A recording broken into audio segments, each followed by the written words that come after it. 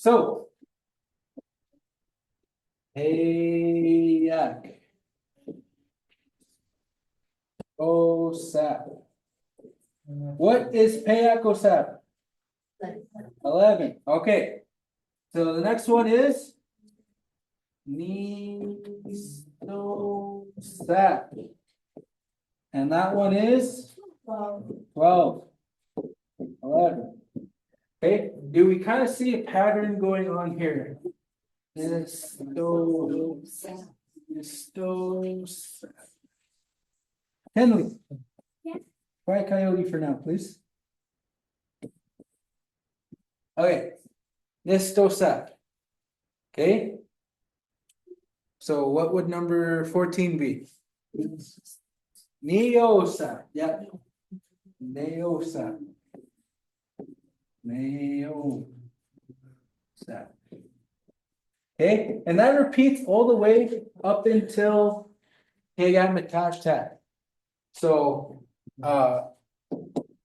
does everyone know their numbers? 1 to or 1 to 20? Those are the most important numbers. Okay. Ish. You kind of get it? Yeah. Yeah, you just add OSAP, and if there's an O at the end of it, just say SAP. Okay, it's pretty simple stuff. However, as I confused my mom, I would like to explain myself a little bit. So in your books, you have Kega. Oops. Now. Kega now. That's now, right? And then what my mom was saying, what I used to say was Kega Metat OSAP. That's how I was taught. 19. Why is this going all weird? Oh, that's why. 19. Whoa. Okay. So these are both 19. So if you take the literal translation of this top one, it's almost 20. Okay. So then this one would be almost 10 teen. Okay. So in your books, I'm pretty sure it's Kega Nista now. Okay. And then if you keep going after 20, then it's going to be so it'd be Kega Nisto Mitanao, right? Kega. Kega, did I tell you what Kega came from? So Mitten, how do you say it?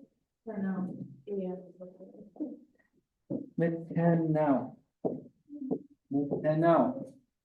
Okay, so this would be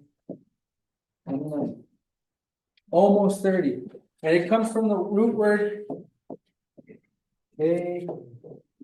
gats. I don't think it's an S in there. Gats, almost, or not quite there, depending how you're using it in a sentence. Okay, and you follow Tepegoposap, Enanelsap, then you get to 29 or 19, then you would say Kega Nisitenau or Kega Nistomitanau. And then after Nistomitanau, it's Neo Mitanau. 40. And what's after 40? Going by tens. What's after 40 going by tens? 50. How would you say that in Cree? Yanin Osap 15. So what I was told, yeah, Yanin Mitanao 50. Okay. Everyone clear on the numbers?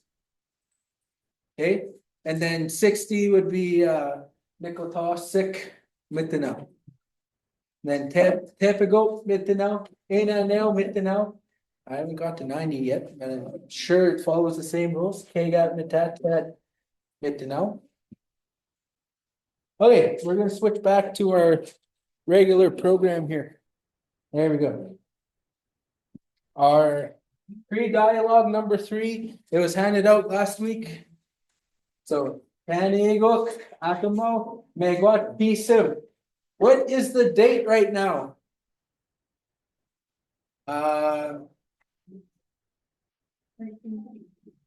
Mom, what's the date right now? Kanigok, Akamo, Megwat's Pisim. It is so decent.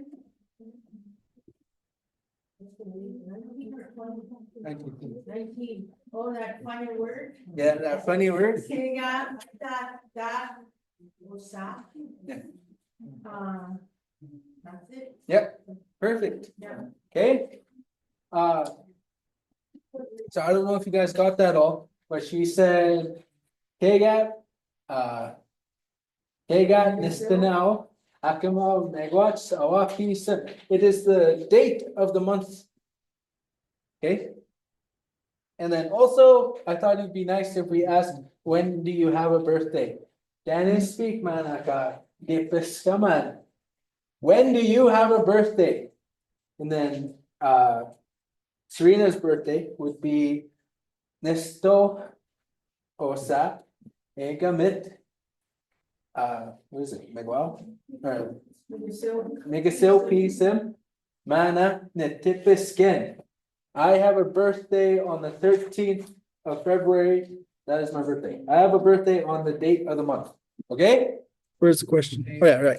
Tanya speak mana ga tipiskaman.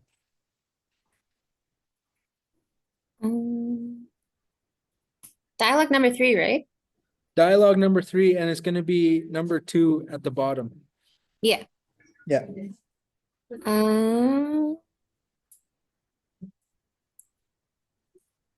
Kise pisim. Oh wait, no, doing this backwards. Nikotwa sekosap akamit kise pisim manan nite biskin. Yeah. Perfect. So we have our north Kiwait Tinuk. Everyone say that. Kiwait Tinuk.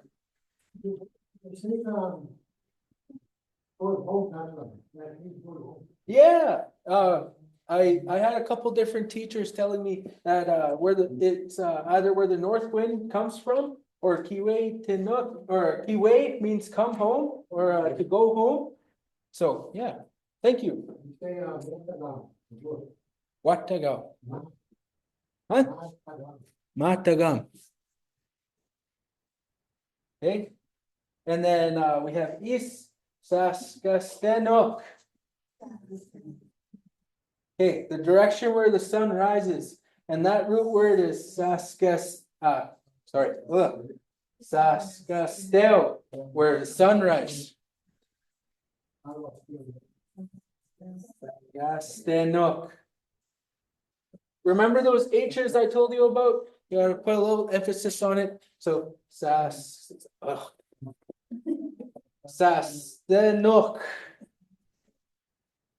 Okay, and then Sawanuk. What would you say there, Ken? For south?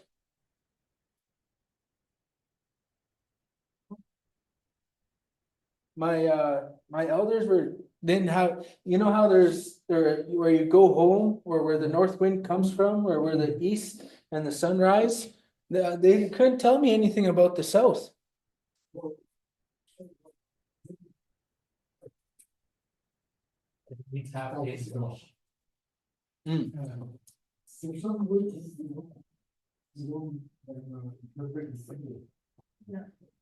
Okay. Yeah, I was having a hard time with that one. So anyway, Sawanuk. Okay. And then Pagisamotak. Pagisamotak. That's right. Okay, and the west, the direction where the sun falls. The Pagisamun is something falling, or you would say get pagisamon, you felt pagisamon, sunset. So that's the root word for that one. Pagisamotach. I think we'll just go into our colors because we're kind of running out of time here. Yes, okay. So yeah, these are our colors. We got black, blue, green, red. So jeez. Okay.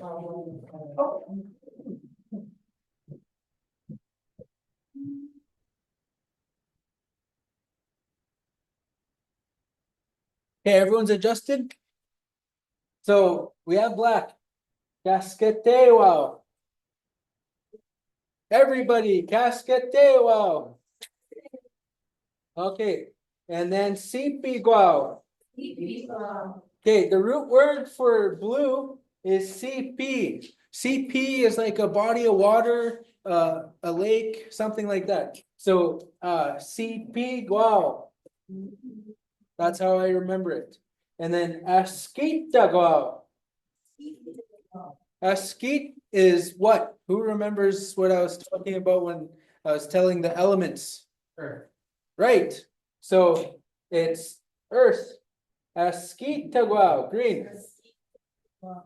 Okay. And then red. My mom has a good explanation for red. Miguao. Yeah. And the color of blood? Yeah. Yeah. And then wapiscao is white. Everybody, wapiscao. That's right. Okay, I had two different things for brown. Me personally, I would say casquete osawa. That's brown. This one I found in my Plains Cree book. So I included both of them because I wasn't sure. We pusawa. We pusawa. I think in this area, correct me if I'm wrong, we say also. Casquete osawa. Okay, good. And then pink, wapaguani wanagwan. Okay. This one took me a really long time to learn. So wapaguani wena guan. Wapaguani wenagwan. All right, now say it fast. Wapaguani wenagwan. That sounded really good at the start. Okay. And then for yellow and orange, I had some discrepancies as well. But I was told that Onion Lake people say it this way. Osoao for yellow. Osoao. And then for orange, it's Osowimagwao. So it's a mixture of yellow and red. Osowimagwao. Okay. That's what I was told. Is it? Okay. Okay. Casqueteo. Okay. Then blue. Sipiguao. Okay. And then green. Ski daguao. Yeah. Okay. Then red. Miguao. Wow. Yeah. And then what else we got here? White. Wapisquao. Wapiscao. Oh yeah. And then brown.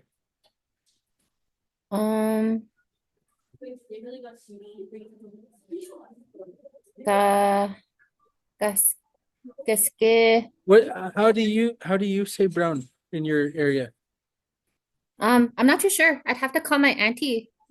Oh, They're okay. good at their colors. Machima, I asked you yesterday, and you just told me about yellow and orange. Yeah, because I asked my auntie and she doesn't like spelling it, but she can speak it. So Yeah. if I just ask her, she'll just send a voice memo. Yeah. So I just spelt it how I heard it.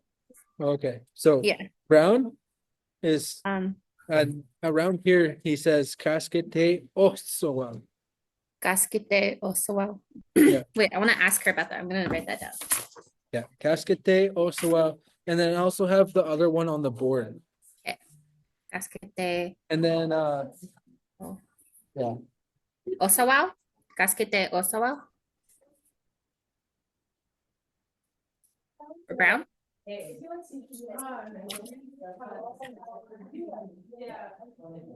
okay. And then, brown, pink. Wape guani. I just had it. Wape guani winiguan. There we go. Winaaguan. Winaguan. Wapuguani, Winaaguan. Wape guani winaguan. Perfect. And then, yellow. Osawao. Yeah, and then orange. Osamiguao. Osawa Maguao, yeah. That's the one you told me about yesterday, okay? Mhm. Okay, perfect. So yeah. Let's eat the guao. And then pink and purple. Nipemeyatan, right? Purple. Yeah. That's how you say Um, purple? Yeah. Nipemeyatan. All long vowels. Yeah. Nipemeyatan. Yeah. Me. And then Eh. Wapaguani, Wanaguan, Osawao, Miguel, Osimiguao. And then Cascateo Sawao, Sipiguao. So while you guys are eating, we're just gonna start talking about the dream catchers. I was gifted dream catcher making from my Aunt Bertha. Everything we do in our culture, everything that we start learning, it all has a meaning, it all has a connection. So anybody can make a dream catcher. The biggest difference between ours and theirs is the spirit that goes into it. The end, when we're done making our dream catchers, we smudge them. The beautiful dream catchers at Home Hardware, I always tell my friends, well, bring them to me, I'll smudge them for you. They'll work better. That spirit needs to be in them. So, dream catchers, we hang near where we sleep. We believe that when we dream, our dreams go into the web of the dream catcher.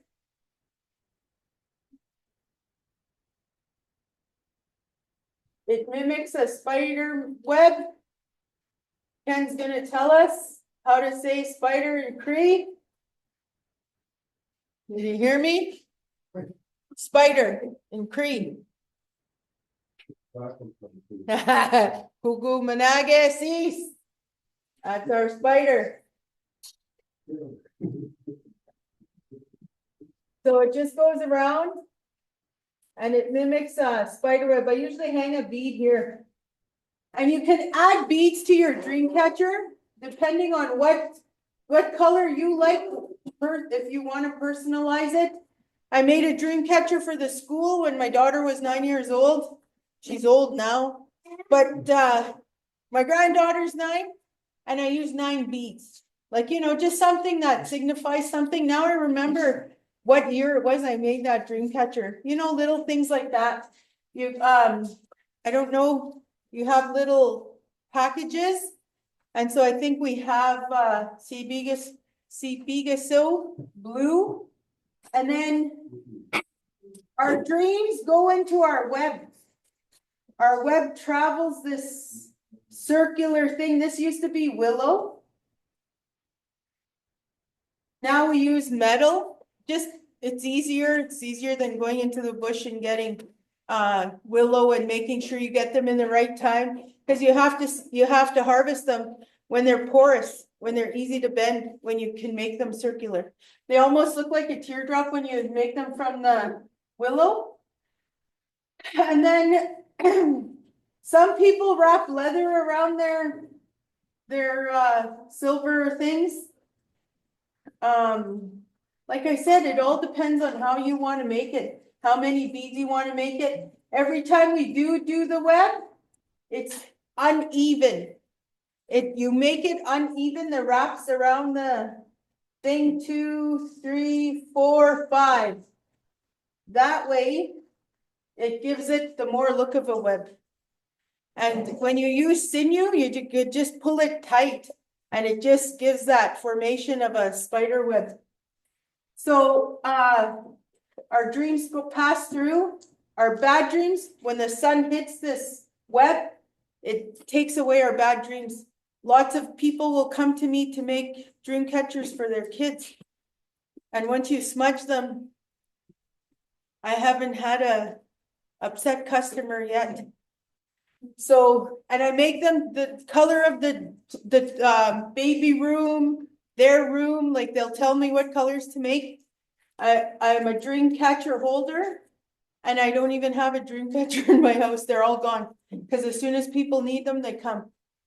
So, but our good dreams, it stays in our web. And it keeps going around and it keeps all our good dreams with us. All our goals, all our wants will stay in that dream catcher.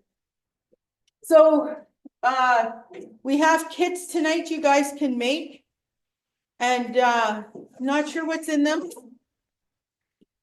I think there's leather to wrap around the end.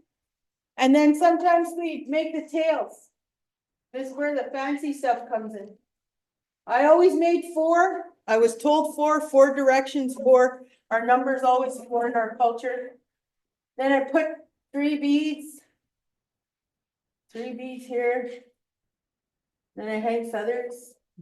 I made my granddaughter a doily. I used a doily inside a hoop in a great big hula hoop. And then I put different beads inside for her and beads on the outside. So it's all how you want to decorate it and stuff. And Kieran was gonna find out if we had smudge. When we're done, we'll smudge our dream catchers. Yeah. Also my sister, if my mom doesn't mind, she has some stuff to share about dream catchers too. Pass off the wand. Thank you. Just kidding. So just some stuff that maybe she missed. Dream catchers actually aren't relevant to this area. They're actually from an Ojibwe tribe or Lakotas and Dakotas. And the legend goes that this old man went on a vision quest. He went up to this mountain and Wasagichak was there. And we can say that because the ground's cold and it's month of Indigenous storytelling. There's snow on the ground. And Wasagichak went to the old man and that old man brought him some tied up willow. So kind of what we just spoke about. And he also had horsehair. He had beads and like how we used to like old school beads, like from shells and porcupine quills, all those things. And he had all these offerings to give to Wasagichak. And Wasagichak wasn't in his original form as a giant. He was in the form of a spider. And I can't say spider in Cree, but he was in the form of a spider. And he was talking to this old man about how he was going to give him something. And I was going to talk about the circle of life and everything that goes into it. So that spider, Wasagichak, he took that circle and he said, I'm going to tell you how it starts. So he said, first we start off as infants. And this is how it's going to tie in there. There's an odd number, Mom said, but that's how you loop it so then it stays tight. And he said that this represents our infancy. And it represents each phase of life and how our phases of life tie back into each other. And the spider was webbing this net for him. And I think he did it 4 times. So it's not always a full dream catcher depending on how you do it, right? And as he was webbing this willow that the old man brought him, he was putting in his gifts, so like his beads and his shells and all of that. And that's it.